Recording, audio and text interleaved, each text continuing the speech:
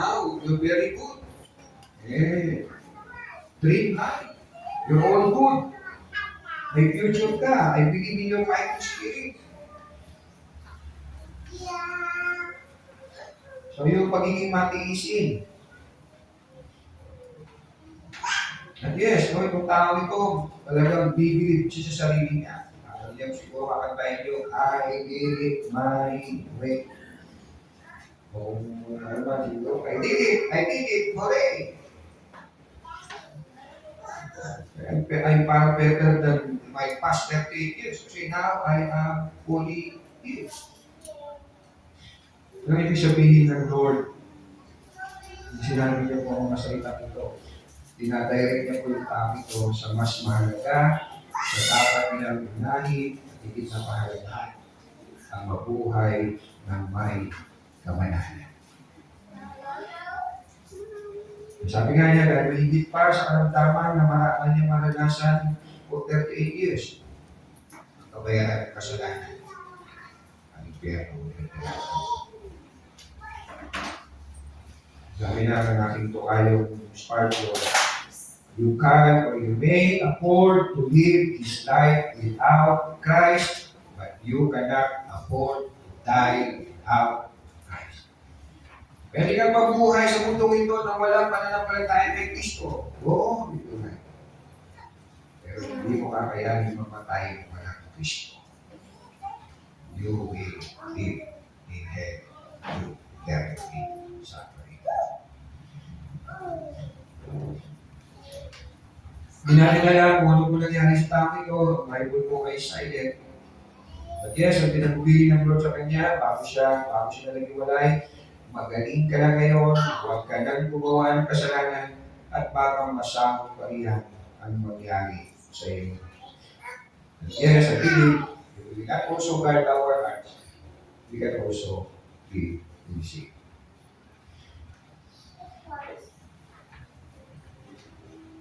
Ay, isipin natin, kung ngayon pa, I have applied that 2026, ngayon pa. Ang ganda na ng aking buhay. Ngayon pa, I'm here with all my sicknesses. Ngayon pa, no, wala na akong masyadong obligasyon. Ngayon pa, so nasa dami ng pinagdaanan sa buhay. Have a better, brighter 2026. Sige lang, ngayon pa marami na akong mapagtagumpayan. Accomplish. Kung mas maganda na ang buhay ko kumpara noon, so I'm good. Kaya mo mabuhay ng 2026 and have a better 2026. I'm ready to conquer all. Maraming basada sabihin, ganda na ako, marami na akong nagawa sa buhay. So, just live as usual. And less think about God, think about His kingdom, think about His righteousness, and less think about His glory, and less think about to live for. Sabi ko, ganun tao. Dahil na lang naman kayo, wala nang pagnanagis na mabuhay para sa kamaligitan ng Panginoon. Amen. Nawa this year, as you want to have more prosperous New Year, more tagumpay, more earning, more spending, nawa above all this, let us desire. More. Restore treasures in heaven. More expanding of God's kingdom. More spreading the good news. More living holy year. Buhay ng kahigit para banal. Sabi nga sa mga kakal, ang Kristiyano ay hindi sinless, we sing less, and less. Live holier for His glory. Again, pag sabi niya natin, sin no more. At oo, sa ating mga tunay na mananampalataya, whenever we sin, ang Lord ay hindi spoiler. Hindi spoiler siya sa atin. Pinapalo niya tayo, pinupili niya tayo. Out of His love. Out of His pagiging tatay sa atin. Let me just read Proverbs 28:30-14. Proverbs 28:30-14. Ang nagkukubli ng kanyang sala ay hindi mapapabili. Ngunit kahabagan ng Diyos ang nagbabalik loob at nagsisisi. Kapag ang taong sumusunod sa ating Diyos, ngunit ang matigas sa ulo ay mapapahama. Again, Proverbs 28:30, ang nagkukubli ng kanyang sala ay hindi mapapahama. Hindi kahahawagan ng Diyos ang nagbabalik ito at nagsisisi. You may have much for your need, kosong-kosong ka sa lahat ng pangangailangan mo, pero but you will never have contentment. You will never have that joy. You will never have that peace kapag you actually sin. Say amen. So this year, let us sin no more. Mamaya sa inyo pong, sa inyo pong group sharing, ministry sharing, we may consider these questions. Basahin ko lang ito and then we post prayer. Bakit sinabi ni Lord, sa tao ito, sino ko, kahit alam naman niya, magkakasala eh. Tao ito. Bakit alam natin, alam naman ni Lord, na magkakasala din naman ako. But why? He asked us to sin no more. Pangalawa, ano o ano-ano maaari natin gawin upang makaiwas sa pagkakasala. Ano-ano maaari natin gawin upang makaiwas sa pagkakasala.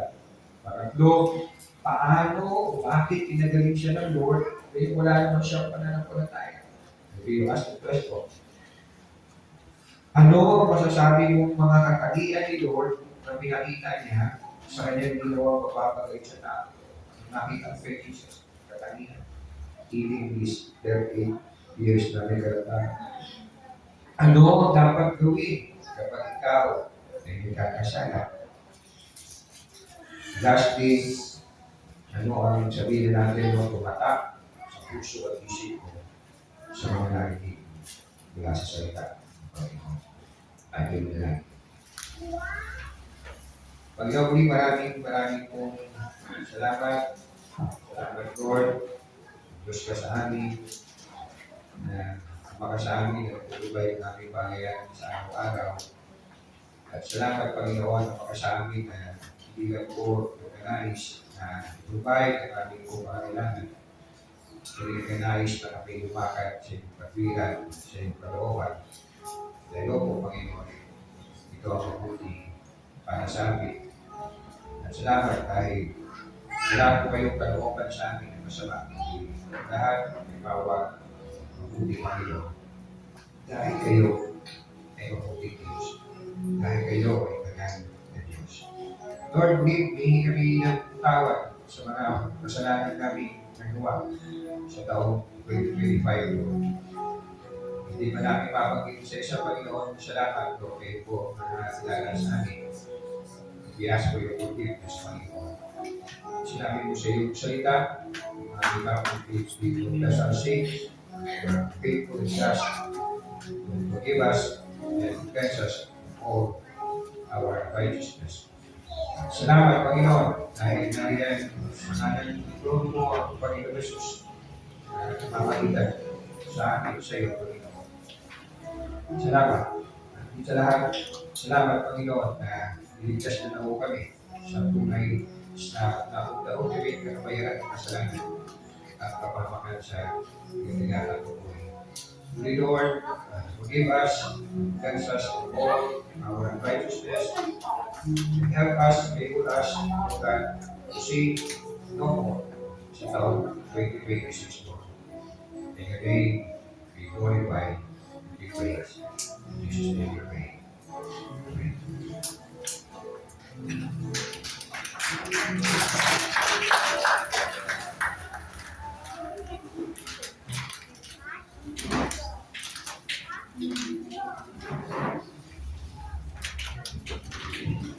Salamat po, Pastor, sa insight sa atin.